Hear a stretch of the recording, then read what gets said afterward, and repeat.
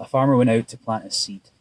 As he scattered it across his field, some seed fell on a footpath, where it was stomped on, and the birds ate it.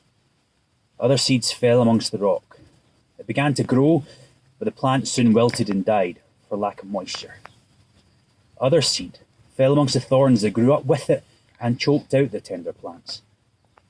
Still, other seed fell on fertile soil. This seed grew and produced a crop that was 100 times as much as had been planted. When he had said this, he called out, "Anyone who has ears should listen and understand."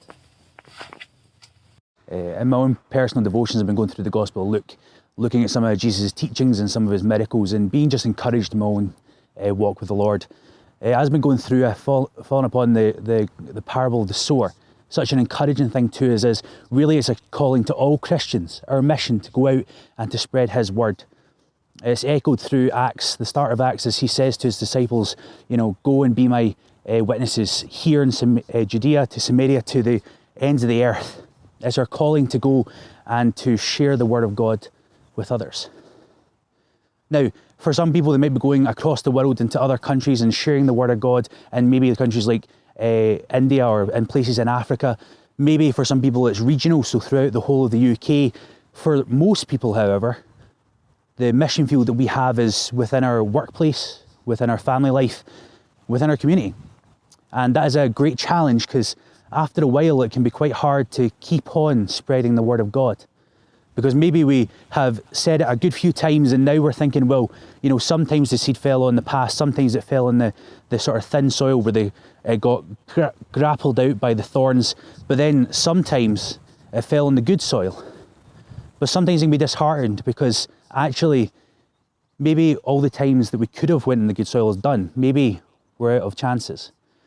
And sometimes we can just stop spreading the word of God to our friends and family because we don't want to hassle them. And it's a challenge. A friend of mine, a guy called Steve, was mentoring a young lad in the faith. And as that young lad first came to the parable of the sower, he looked at it and he was like, "Steve, this is about me. This is about me." And Steve was like, "Oh, okay, so the seed landed in the good soil and it produced 100 times. Excellent, that's brilliant." And he was like, "No, Steve, not just that. To start off, it fell onto the path and it got eaten away and it was like nothing. And then it fell onto the rocks and sort of wilted. But then one day it came and it landed in the good soil. Then I came to know who Jesus truly was." It was a journey, slowly but surely, through people telling him about God, he came to know who he is. For me, that way of reading through this passage is a great encouragement, because actually we see that it's not just about the one time that we share the word of God with somebody, but actually it's about the plural. We keep doing it, and then one day, maybe by the grace of God, for his glory, somebody might come to know who he is.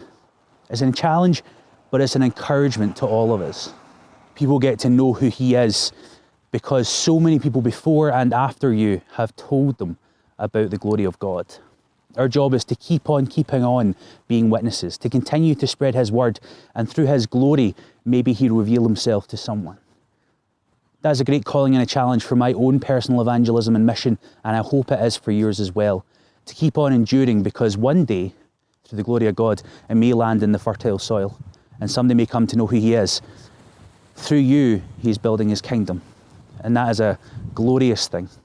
I hope during lockdown, when you're only got the same people to talk to, that's an encouragement, because actually, although they may have heard the gospel before, now may be the time that they hear it and they understand. God bless.